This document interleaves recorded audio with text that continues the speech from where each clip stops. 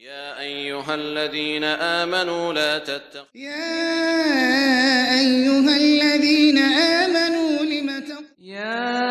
أيها الذين آمنوا يا أيها الذين آمنوا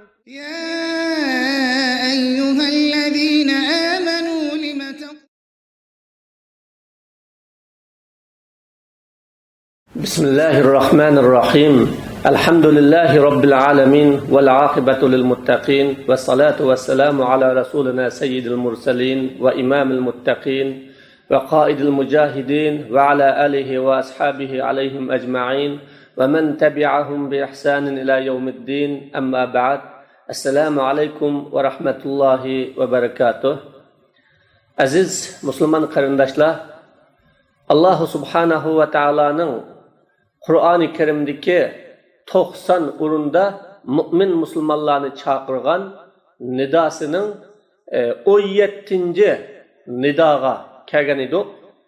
Bu darsda Sura Ahzabning 56-oyati Innalloha va malaikatahu yusalluna alan nabi ya ayyuhallazina amanu sallu alayhi va sallimu taslima. Mana bu oyat haqida bo'ladi. Bu oyatga kirishdan burun azroq oyatning oldida to'xtalmoqchi.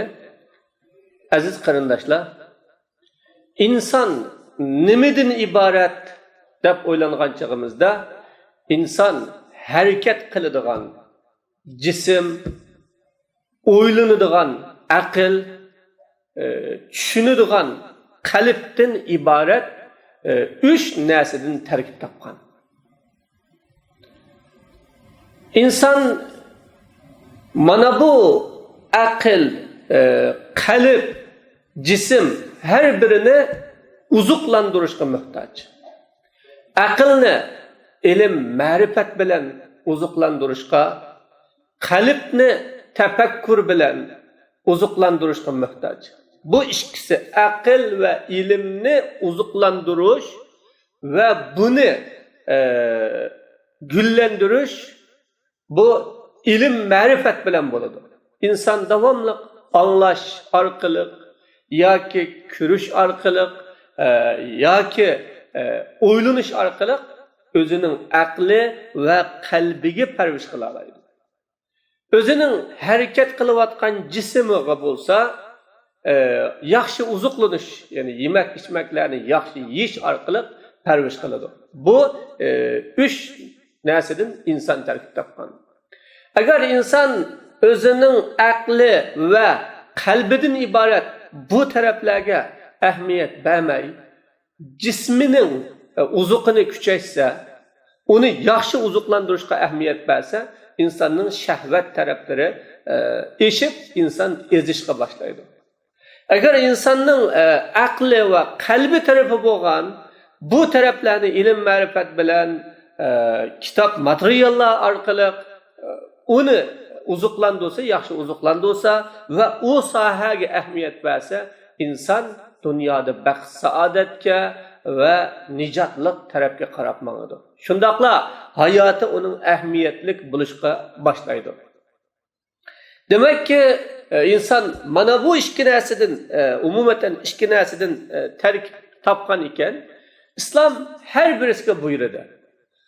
Aql bilan qalbni uzuqlantirish uchun Alloh taolo Iqra bismi robbikallazi xalaq, sen yaratgan Rabbingning nomi bilan o'qigin dedi.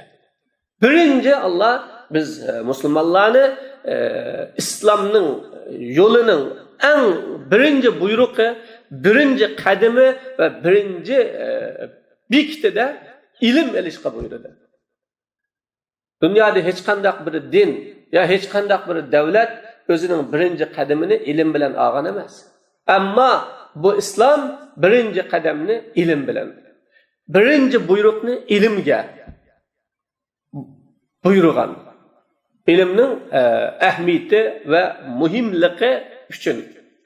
Bugünkü dünyada afsuski musulmonlar ilimde, her taraftaki ilimde arkada qolganlik uchun dünyada xor bo'lyotidi.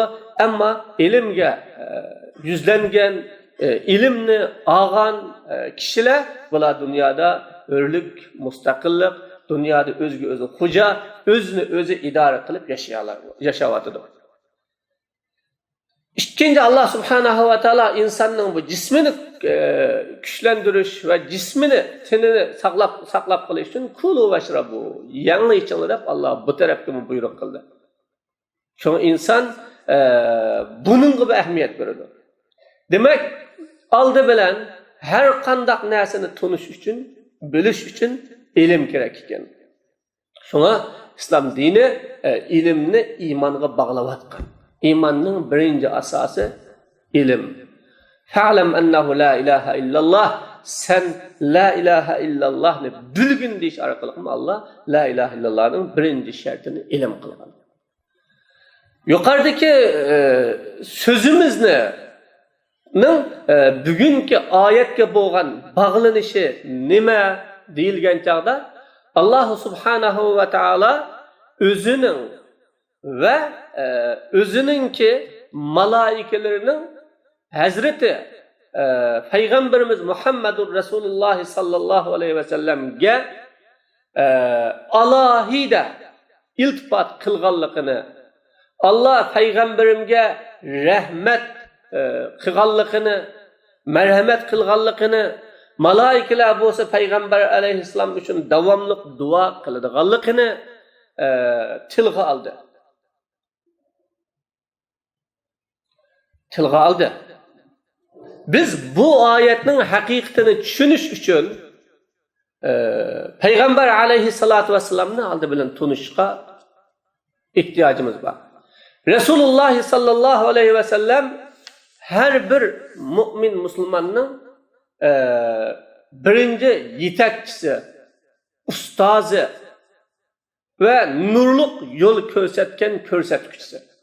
Peygamber aleyhissalatu vesselam Allah subhanahu ve taala tarafidan qum fa'anzir, o'rningizdan turing, mas'uliyatni ustingizga eling, ma bandalarimga haq yo'lni ko'rsating, ularni haq tarafga chaqiring, ularni qorong'ulikdan nurga chiqiring, shirkning, kufrning, bid'atning qorong'uligidan ve insonni o'ziga iloh qilib, insonni o'ziga xo'jayin qilib, insonni o'ziga hokim qilib yashashdan iborat qulluqning zanjirini uzib, butun koinotning egisi bo'lgan mutlaq mendan iborat hokimi, xoliqi, musavviri bo'lgan men tarafga chaqiring deb peygamberlik vazifasini Allah subhanahu ve taala Peygamber aleyhissalatu vesselam'a yüklep o'rningizdan turing, mavlini agalanding dedi.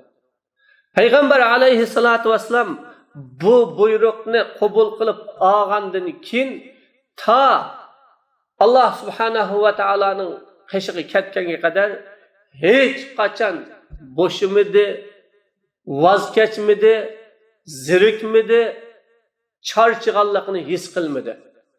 Resulullah bu ummetni haqqi yetaklayman deb inson tarixida ko'radigan her türlü jafo mushaqqatlarning hammini ko'rdi. Masalan, Peygamber aleyhissalatu vesselam bu da'vatni qilayotgan vaqtida Peygamber aleyhissalatu vesselamning ustiga Arab mushriklari tugining yinini üstüge atıp koydu. Yani nicasetini Resulullah'ın üstüge atıp koydu. Resul-i Ekrem sallallahu aleyhi ve sellem bu davet kılıvatkan vakitte Ebu Cehil Resulullah'ın yaksıdın sıkıp Peygamber aleyhissalatü vesselam'a hakaret kıldı. Resul-i Ekrem sallallahu aleyhi ve sellem bu davetini yetkizvatkan vakitte ola Peygamberim'e şair, sahir, sihrigar, cinkeş, saran digini o'xshagan her türlü süpetler bilen Resulullah'ını süpetledi. Peygamber aleyhissalatu vesselam'ını öldürüş niyetiga kelib qaslidi. Allah subhanahu ve taala onu qutqazdi. Resul Ekrem sallallahu aleyhi ve sellem bu davetni yetkizish uchun Taifga chiqdi. Taifga chiqqan vaqtda Arab mushriklari Payg'ambar alayhisolatu vasallamning da'vatini qabul qilishning o'rniga Resulullahga ushshaq vallarni yamashtirib qo'yib, birisi tillisa, yana birisi Resulullahga to'pi chachqan, yana birisi Rasululloh sallallohu alayhi vasallamga haqorat qilgan. Hatto Resulullahni chuqur tarafga ishtivatgan, yiqitivatgan, yamishib olgan. Payg'ambar alayhisolatu vasallamga turli haqoratlarni qilgan. Payg'ambar alayhisolatu vasallam Payg'ambar alayhisolatu vasallamni yolg'iz tashlab qo'ygan, yordamchisiz qo'yib qo'ygan. Rasululloh Taifdan yenishda o'zining kiygan kashi, ya'ni oyig'i qonga to'shib ketgan. Hatto uri tug'udak hali yo'q. Rasululloh yiqilib tushgan.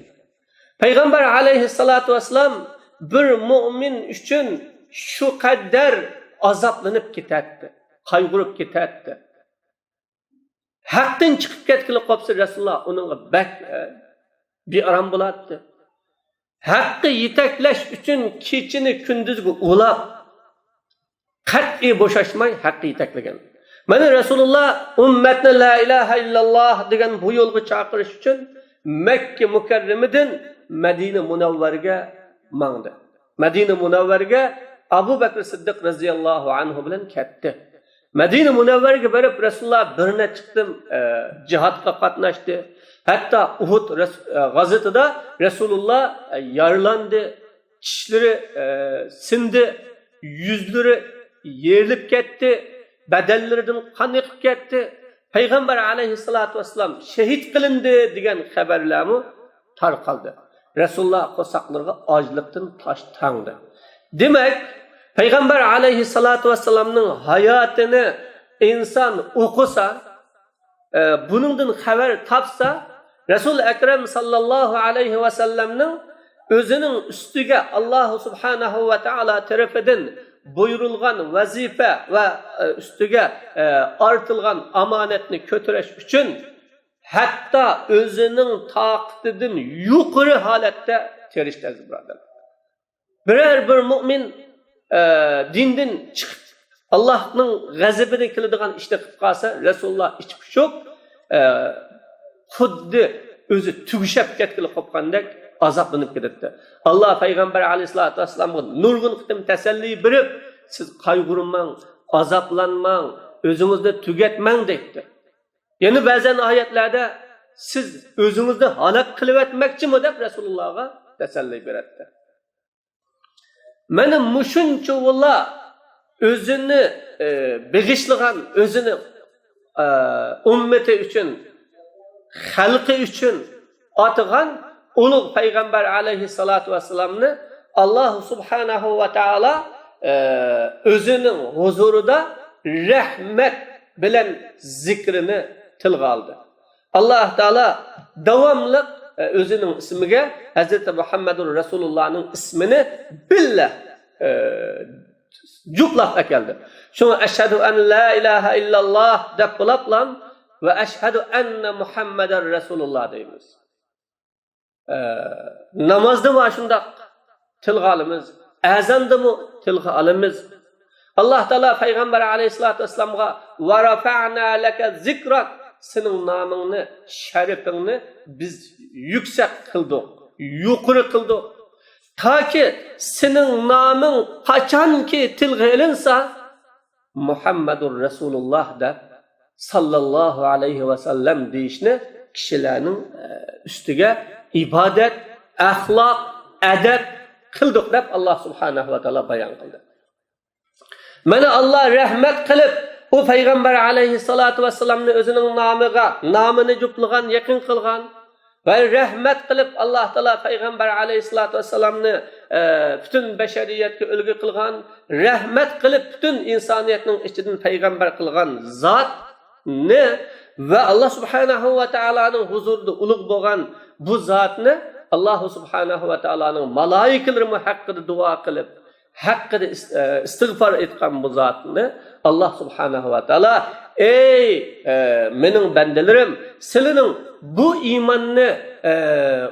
iymonni bilishinglar uchun, haq yo'lni tepishinglar uchun, to'g'ri yo'lga kirishinglar uchun, bu la ilaha illallohning o'qishinglar uchun, islom dinini sizlar haq deb qabul qilishinglar uchun o'zining hamma hayotini qurbon qilgan bu Rasulullohni sizlar yada etmamsizlar.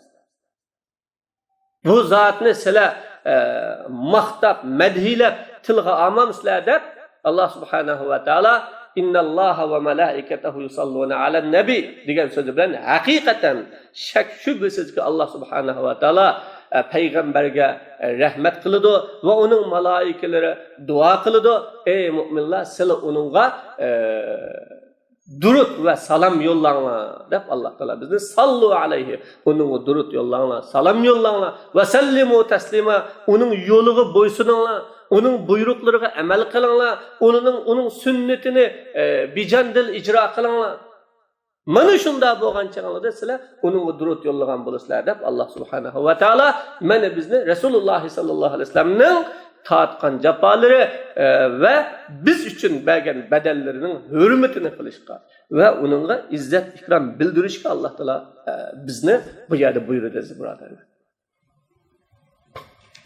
Demek bu ayet Müslümanlarga bir ahlak, şundaqla muamele ügütüvatıdır.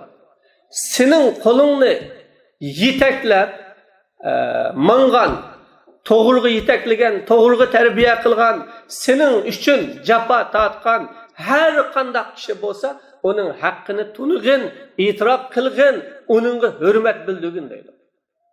Bugün bu ayetten Peygamberinin izbasarları boğan, Peygamberinin sünnetini bizge yetkizgen ve o arkalık bizni terbiyeligen ümmetinin yetekçileri bulmuş ölümalar ve Rabbani ustazlar, hakikatperver alimlarni kadirlash, hürmet qilish, ularning etrafiga uyushish ve ularni layoqida nima qilish, hürmetini qilishga Alloh taolo bu yerda chaqiradi.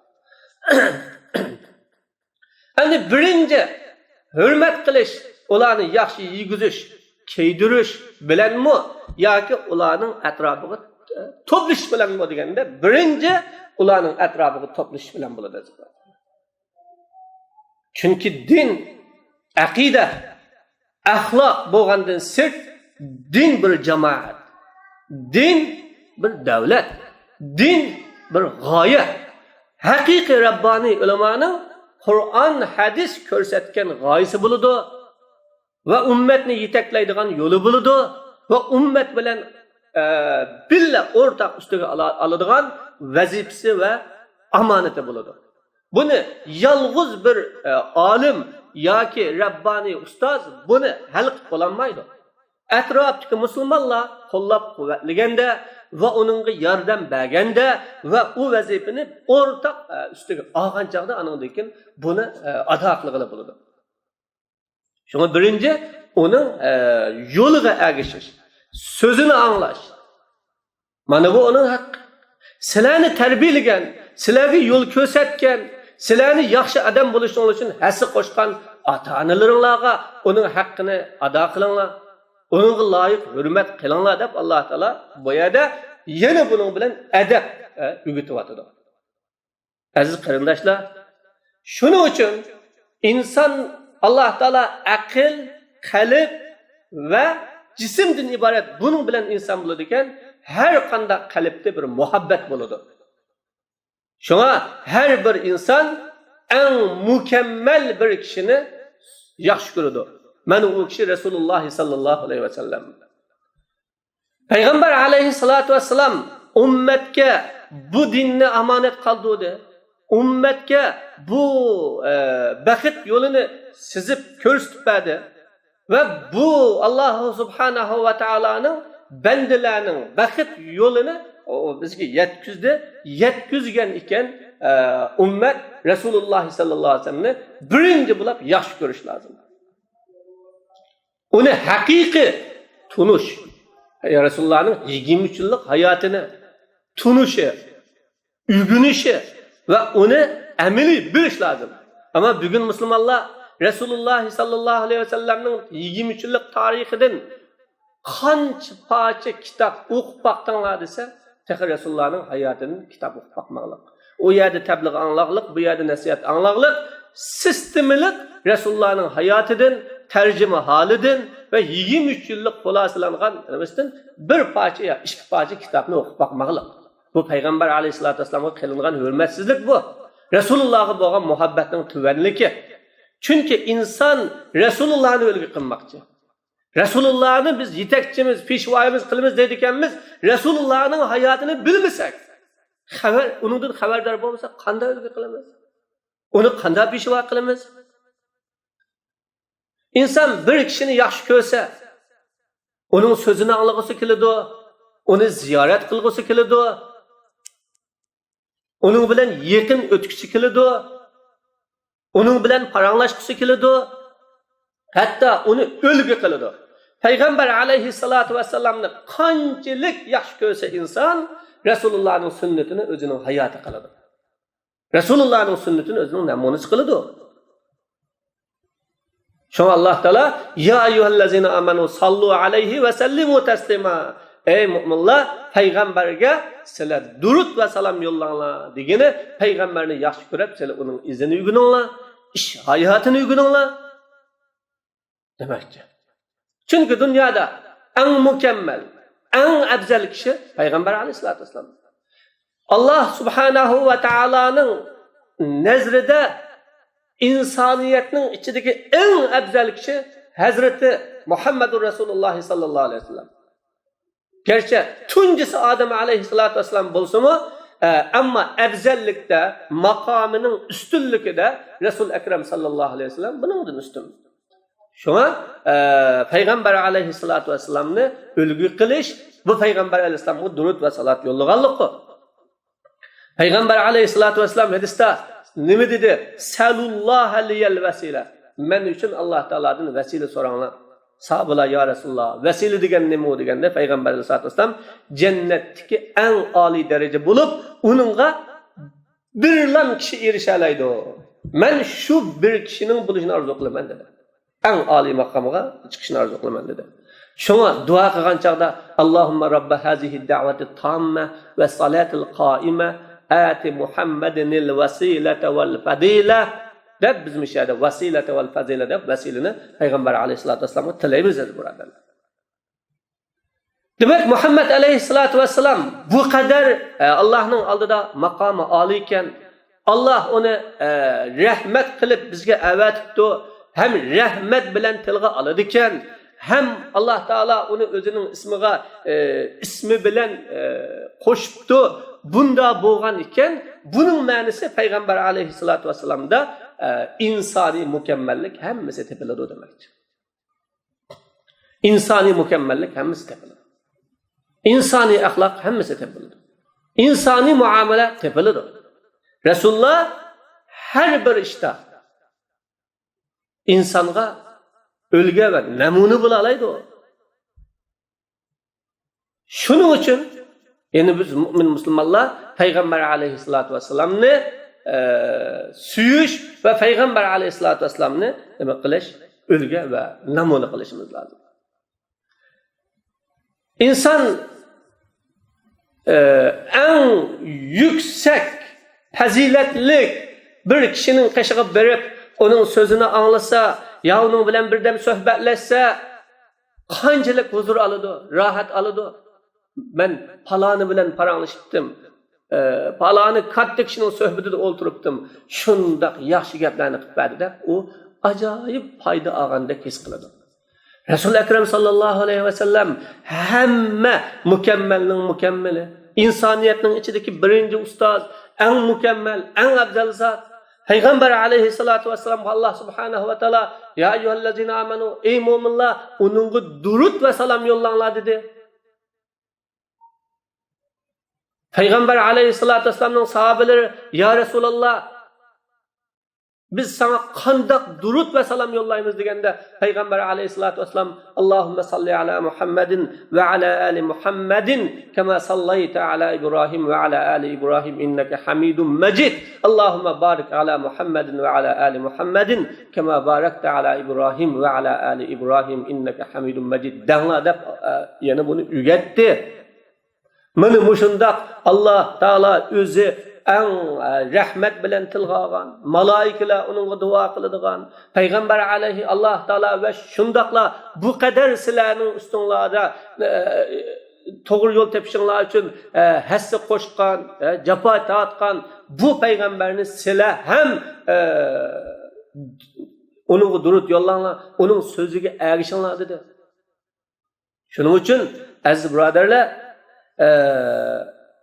Allah subhanahu ve Taala'nın bu erişinler diyen bu zatın tarihini, tercüme halini, hayatını ügünüş insanın rahat, insanın hoşallık, insanın bilim ata kılıdır. Allah hatta Peygamber aleyhissalatu vesselam ne namı bilen mi çağırmadı? Hürmet kılıp, süftü bilen çağırdı. Başta peygamberlerin namı bilen ya İsa ibn Meryem, o İsa ibn Meryem sen Ademlerin meni ilah tutunlu dedin mi?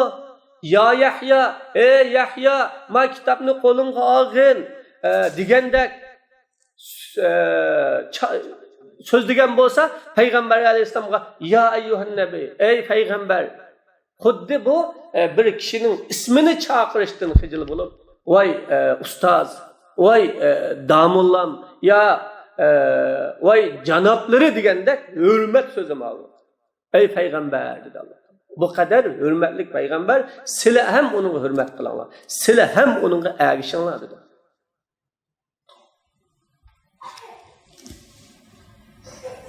Ve sellimu teslima. Sile onunla salam yollanlar. Esselamu aleyk ya Resulallah deyimiz. Resulullah'ın kışığı bağı vakitte. Ama Resulullah'ın huzuruga baranmagan, yani kabristanlıkıga baranmagan bolsa ve sellimu tesliman degenin manisi sile onunki yoluga boysunanlar. Sünnetiga ergişanlar. Şeriatini özüňiň hayatyga tatbiqlanlar. O etkegen amanetni muhafazat kılınlar. Munu muşunda bolgan çağda sile bu ayetke amal kılgan bolsa. Çünkü Peygamber aleyhissalatu vesselam'ın sözüge ergeşmey, sünnetini özümüzge ölge kılmay turup o peygamberimge durut ve salam yollaganlıkның neme faydası o? O kandak manisi bolsun onunki. Şuna ve sellimu teslima degenning manisi bu. Demek aziz braderler mu'minning muşu Allah subhanahu ve taala bilen bolgan münasebeti onun baxit saadetinin sebebi bolganidek Resul Ekrem sallallahu aleyhi ve sellem'nin bilen bolgan muamelesi hem onun baxit saadetlik buluşunun sebebi. Resulullah bilen bolgan muamelesi hem onun baxtlik saadetlik buluşunun sebebi. Çünkü Allah subhanahu ve taala baxit saadetinin açıkçını Resulullah sallallahu aleyhi ve sellem arqılık bizge bildirdi. Yolunu Resulullah arqılık bizge gösterdi. Demek Peygamber aleyhissalatu vesselam'a mana bu sallu aleyhi ve sellimu teslima degen ayetede men salla aleyhi salaten sallallahu aleyhi eşren kanda bir kişi bana bir kıtım durut yollasa Allah onunla 10 kıtım rahmet kılıdı dedi. Hatta çeksiz rahmet kılıdı degen. Biz bu ayet arkalık bizning üstümüzde hakkı boğan bizning mana bu hayatda to'g'ri ve hak bilen yaşımızga hessi koşkan maddi ve manevi cihetten yardım bergen kişilerinin hakkını ada kılışka Allah bizden buyuruyordu aziz burada. Ata-anamız bolsun, ustazlarımız bolsun, cemiyetteki yetekçiler bolsun ve bizden muşu kitap okuş arkalık bizge kitap yazıp bergenler bolsun.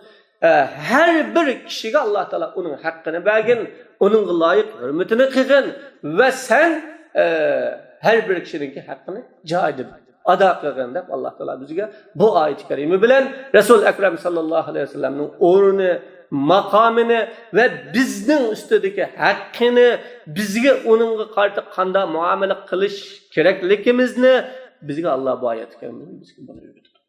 Allah subhanahu wa ta'ala hammamizni nijotlik yo'lida mustahkam qilsin. Allah payg'ambarini tunuydigan va payg'ambarning merosi bo'lgan hadislarni tunuydigan va uni o'zimizning hayotimizning hamma qismlariga tatbiqlaydigan kishilardan qilsin va uni qo'g'daydiganlardan qilsin. Va oxiru da'vana alhamdulillahi robbil alamin.